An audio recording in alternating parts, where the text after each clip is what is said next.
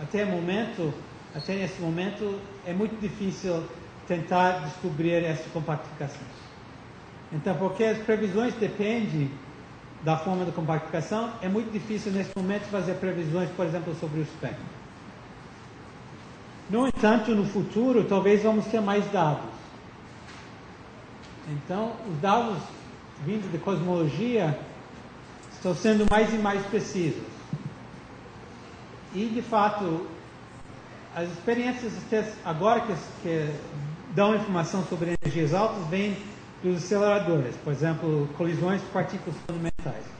No futuro, também vamos ter experiências vindas dos dados cosmológicos, que vão também explicar. Agora, se você consegue usar dados cosmológicos para entender o universo jovem, perto do Big Bang, nós vamos ter acesso a energias enormes, porque as energias acessíveis no universo eram muito maiores do que as energias usadas, por exemplo, nos aceleradores. E talvez vamos poder ter acesso a essas energias e usar isso para testar a teoria e decidir esta forma de compactificação.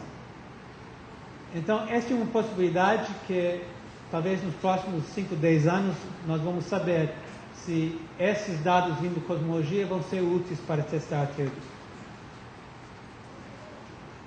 Outra possibilidade é que na acelerador em Genebra, o CERN, vamos ter observações dessa supersimetria. Essa seria muito útil, porque se nós observamos supersimetria, que seria uma propriedade da corda, vamos obter muita informação sobre a corda. Porque só existem algumas compactificações que vão produzir essa supersimetria, então vai ser uma dica para tentar entender melhor a teoria. Agora, também existe a possibilidade que a supersimetria não vai ser observada em Genebra, e assim essa não vai ser útil. Tá bom, então, além de ser um candidato para unificar as forças, todas as forças, a teoria também já foi aplicada, por exemplo, mostrei rapidamente usando essa correspondência, para outras áreas de física e também da matemática. Tinha vários prêmios, se chama Prêmio de Fields, que é equivalente ao Prêmio do Nobel em física, na matemática, que foram dados para pessoas trabalhando na teoria de cordas. Então, tinha várias aplicações para matemática, álgebra, nos estudos de álgebra e geometria, e também para estudos estas áreas de física. Por exemplo, estudar gravitação fortemente acoplada, e também já mencionei íons pesados, também supercondutividade. Existe agora modelos usando essa correspondência do ADS-CFT para usar cordas para explicar fenômenos de baixas energias. Então, essas são as motivações para estudar a teoria. Então, só concluir, tem algumas referências. Então, tem artigos de divulgação.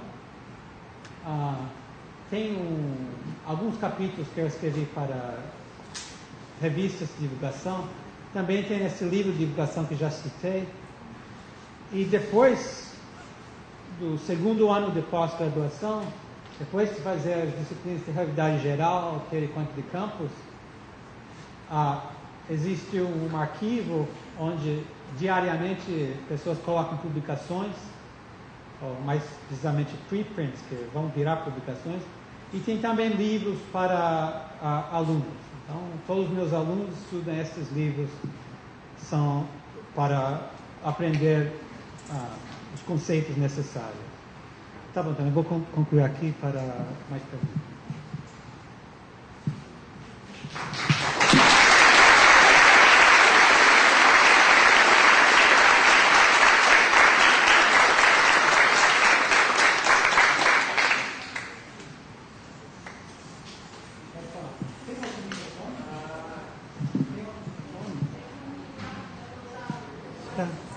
Mas é sem fio, tem um sem fio.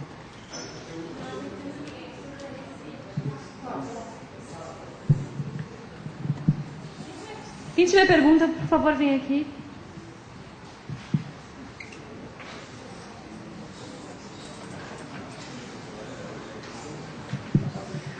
Bom, primeiro, eu não sei se é uma pergunta assim tão... se é uma resposta muito simples, que eu não sou da área, eu não conheço muito. Mas o modelo prevê ou permite que uma corda dê um nó, ou duas cordas interagidas dê um nó e tornem-se um elemento só, digamos assim? E se sim, qual seria a consequência física? Como a gente observaria isso? A resposta é não. Então, tem duas maneiras para responder a sua resposta, mas...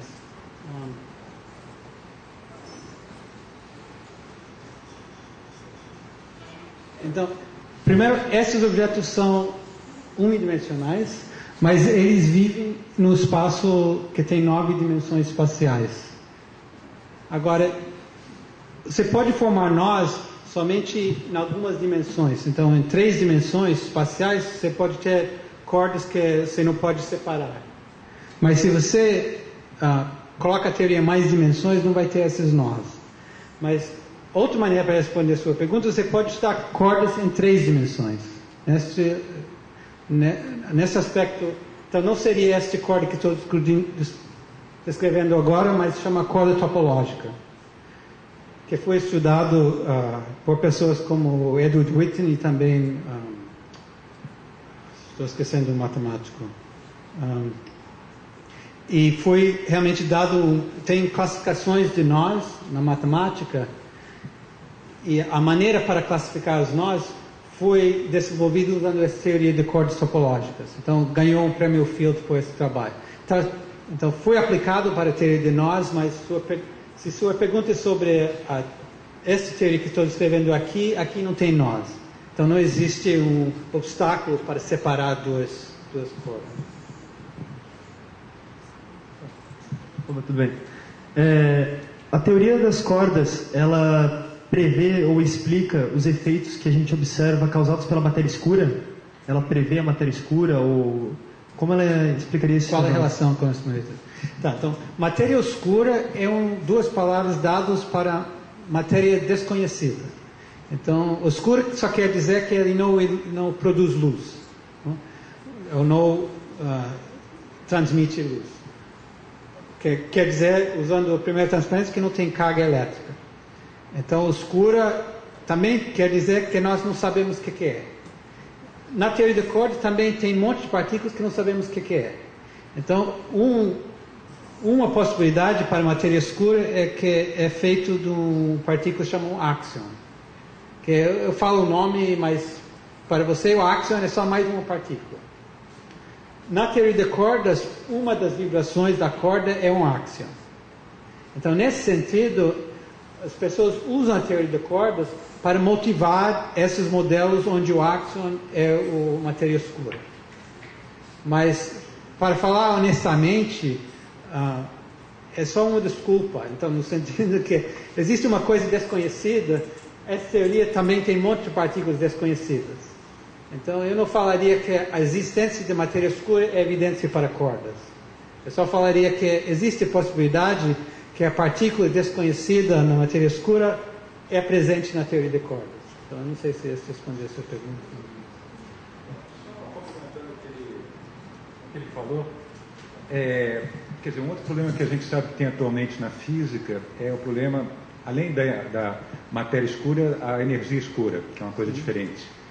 E existem ideias que talvez uma possível origem ou explicação da energia escura seria uma modificação da relatividade geral. Bom, será que existe alguma maneira, através da supercorda, você também explicar a energia escura? Tá, então deixa eu ver. Então, então,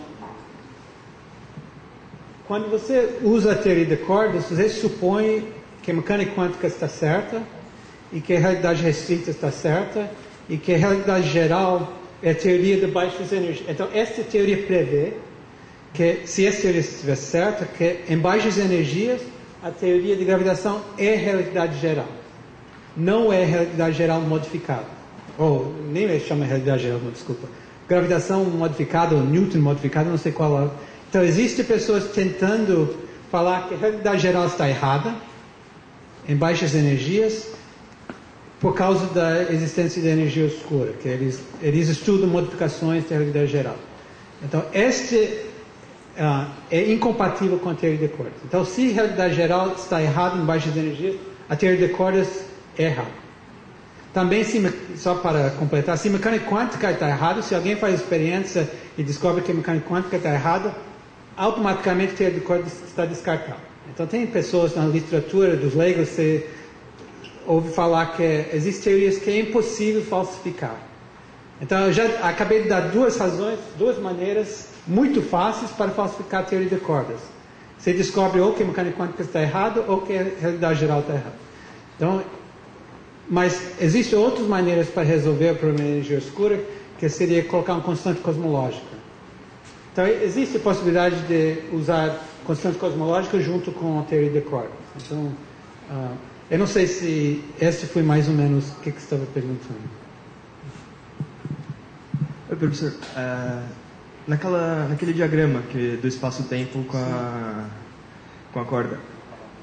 Sim, essa aqui?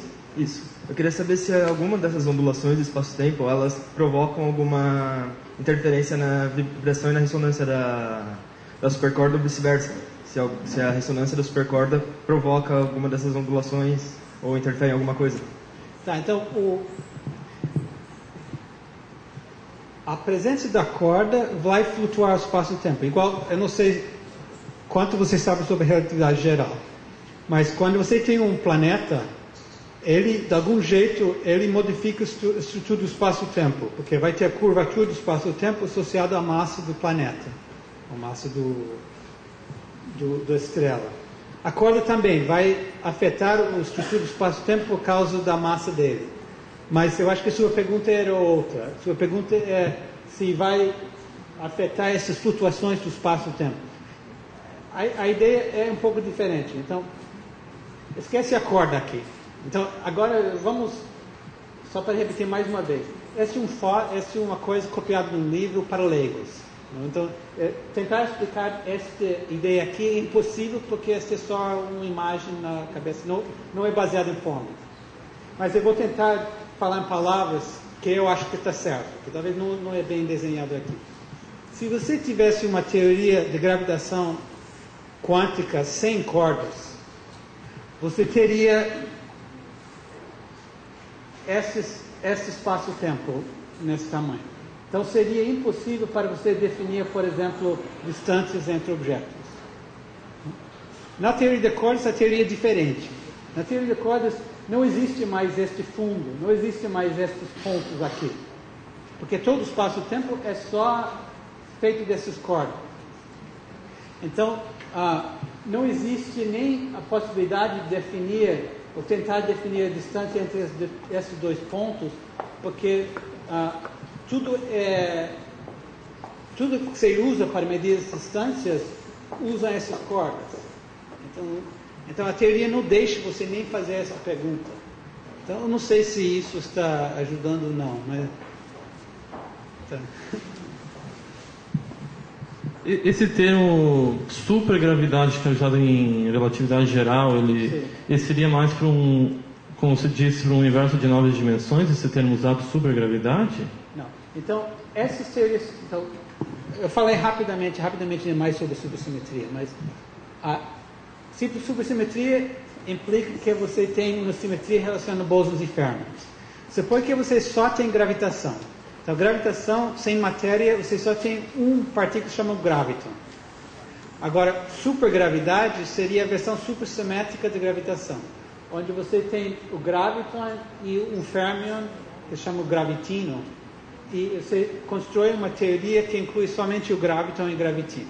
Então, supergravidade, você pode definir sem supercordas, é só a gravitação supersimétrica, mas não exige dimensões extras, você pode ter supergravidade em 4 dimensões se você quiser, mas a teoria de cordas, porque é supersimétrica, por incluir gravitação, ele automaticamente inclui supergravidade.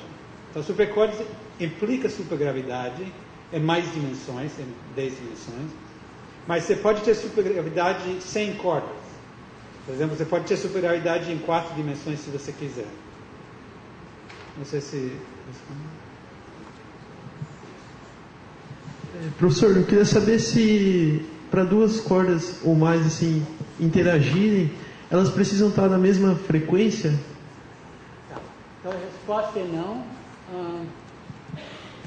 Então, essas duas supercordas podem ter frequências diferentes que só implica que eles estão descrevendo partículas diferentes. Então, você pode ter, por exemplo, um elétron interagindo com um quark. Não tem que ser um elétron com um elétron. Então, não existe, não precisa ser na mesma frequência. Eles interagem com frequências diferentes. Eu queria fazer uma pergunta assim, meio ingênua até. Porque se a natureza da partícula depende da vibração e da amplitude da oscilação da corda, então isso quer dizer que a gente podia ter muito mais partícula do que atualmente a gente observa. Sim. Por que a gente observa só essas partículas que a gente vê hoje, Isso, e não então, um montão? A pergunta é excelente. Então, você pode calcular os massas previstas. Então, para cada vibração você tem outra partícula. E como que falei, a massa vai depender como que ela está vibrando. Agora, se ela está vibrando lentamente, a massa vai ser menor. Agora, acontece que as experiências que nós fazemos, somente vamos observar as partículas com massas menores. Porque para produzir uma partícula com massa muito grande, você precisa de energia muito grande, por causa dessa energia igual a mc². Então, até agora, nós somente observamos partículas até a ordem de, não sei, 200 MeV, que é 10 a 8, acho que é 10 a 8 electron volts. Então, nós temos... Então, você pode perguntar quais seriam as massas das partículas que representam as vibrações da corda. E a maioria vão ter energia muito maior, ou massa muito maior do que esta massa que eu acabei de falar. Então, até agora, a ideia é que somente observamos as vibrações com energia mais baixa. Então, existe um monte de partículas não observadas que, se podemos construir experiências com energias mais altas, nós começaríamos a ver as partículas com flutuações, com vibrações mais altas. Por exemplo, uma pergunta, por exemplo, essa matéria escura podia ser um dessas partículas massivas. Nós realmente sabemos muito pouco sobre o espectro das massas, porque nós não sabemos como que a corda é compactificada. Mas a ideia é que a maioria das partículas não foram observadas porque as massas delas são enormes.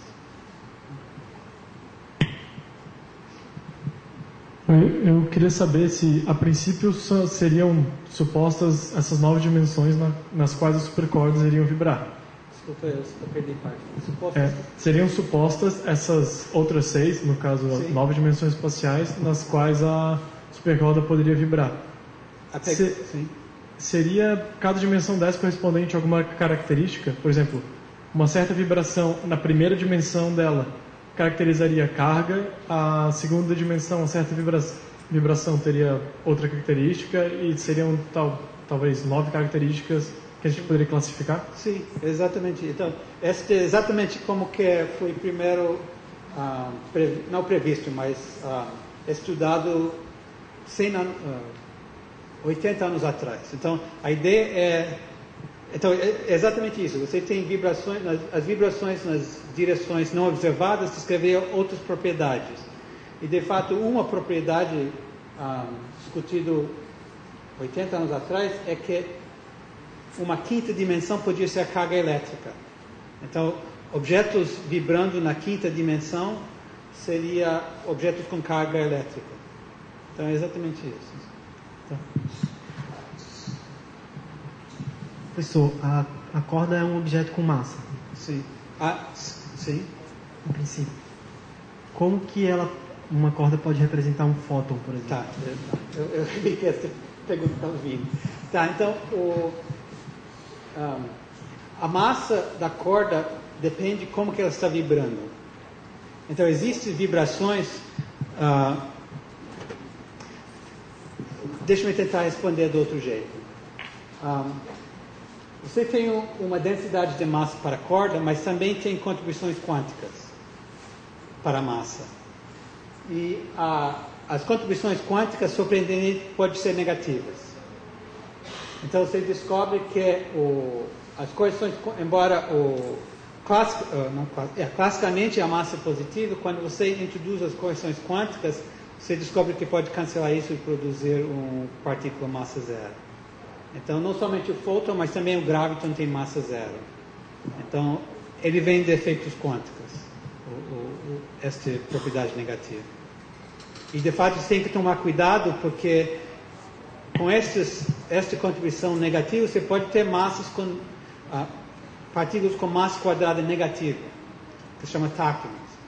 Então, a teoria é inconsistente se tivesse partículas com massa quadrada negativa. Então, é muito difícil construir uma teoria consistente de cordas. E, de fato, é por isso que eu preciso ter 10 dimensões do espaço-tempo. Alguém podia ter me perguntado por que essa teoria somente existe com dimensões extras. E a razão é exatamente isso. Quando você inclui os efeitos quânticos, você descobre que a teoria somente é consistente se você tem essas dimensões extras. Então, a contribuição dos efeitos quânticos com a massa são importantes. Como é que eu incluo essas novas dimensões compactificadas na relatividade geral? Como é que eu incluo essas novas dimensões na relatividade geral? Então, relatividade geral, como foi descrito por Einstein, é facilmente generalizada para qualquer dimensão, no sentido de que a curvatura é um conceito que generaliza para qualquer dimensão. Então, a realidade, uma coisa que você pode perguntar é, primeiro, a gravitação de Newton. Antes que a realidade geral, você pode perguntar, depois que você tinha gravitação em 5 dimensões, qual seria a força entre duas massas? Se descobre, em vez de ir como 1 sobre r quadrada, eu acho que em 5 dimensões ele vai como 1 sobre r cúbico. Se as dimensões todas são do tamanho infinito. Agora, se uma das dimensões é muito pequena, ele vai voltar para 1 sobre r quadrada. Então, construindo realidade geral em dimensões maiores, vai modificar as propriedades. Mas não é difícil generalizar no sentido de que todas as equações que vêm das equações do Einstein, você pode formular em qualquer dimensão do espaço-tempo. Então, não tem nada especial sobre 4 dimensões na teoria da realidade geral.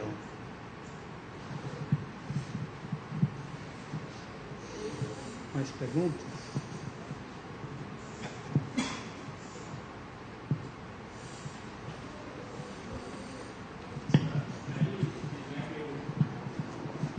O tipo e a massa da partícula depende da amplitude e do comprimento de onda de ressonância.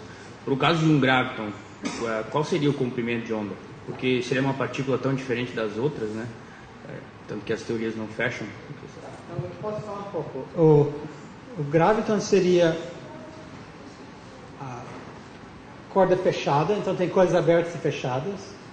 E o graviton seria a corda fechada, aquela corda lá, mas ela está vibrando na maneira mais fundamental. Então, ele vai representar uma partícula sem massa e as vibrações mais complicadas vão representar partículas massivas. Então, seria o corda fechada representando, vibrando no modo mais fundamental.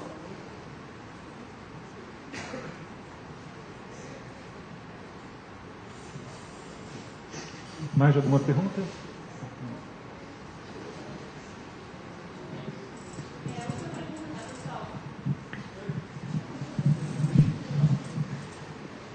A quântica nasceu de a gente não conseguir definir com certeza a posição da partícula pontual no espaço, né? Eu queria saber qual é a vantagem que a gente tem de definir uma partícula como corda, ao invés de uma partícula pontual, sendo que essas flutuações no espaço são frutos de que a gente não consegue definir com exatidão a partícula pontual, né? Eu queria saber se a corda relaciona melhor esse problema. Sim, não, está relacionado. A maneira que você falou era um pouco impreciso. Então, a mecânica quântica fala que você não pode identificar a posição se você sabe a velocidade, ou vice-versa. Então, você pode ter uma partícula pontual em mecânica quântica, mas se você sabe exatamente onde que ele está, você não sabe nada sobre a velocidade dele. Ou vice-versa. Se você sabe exatamente a velocidade, você não sabe exatamente onde que ele esteja. Então, na corda tem uma propriedade relevante que se você tem uma corda, acontece que as distâncias, porque a corda tem distância 10 a menos 33 centímetros, você não pode descrever distâncias que são menores do que isso. Então tem uma distância mínima associada à corda, que não existe para partículas pontuais. Partículas pontuais você pode ter distância zero, mas se você tem distância zero, você não sabe nada sobre velocidade. Na teoria de cordas é ainda mais impreciso, no sentido de que não somente que você não pode saber a velocidade, você não pode ter distância zero. Então a distância não pode ser menor que 10. Qualquer distância menos que 10 a menos 33 centímetros, você não sabe nada sobre ele. Então nesse sentido, se a cordas influencia este princípio de incerteza. Então, tem distância mínima para a corda. Então a corda ela não explica também o fato de que certas dimensões essa incerteza existe. Tá, então só para... Então, mecânica quântica, os conceitos que está discutindo são conceitos de mecânica quântica. Este princípio de incerteza. O princípio de incerteza para pessoa que estuda cordas, você supõe que isso é verdade. Então você supõe mecânica quântica. Se você não gostou de mecânica quântica, você não vai gostar de cordas. Então cordas não, para nós físicos que trabalham agora, mecânica quântica é uma coisa que nós aceitamos. Tudo bem, talvez você não goste, mas nós aceitamos. Então, só porque todas as experiências estão indicando que a mecânica quântica está 100% correto. Então, se você acha que é um problema, o princípio de incerteza, então o problema é muito mais profundo, que cordas não vai ajudar, porque cordas supõem que isso não é um problema. É um conceito que nós aceitamos, esse princípio de incerteza. Bom, ok, vamos agradecer, professor Nathan.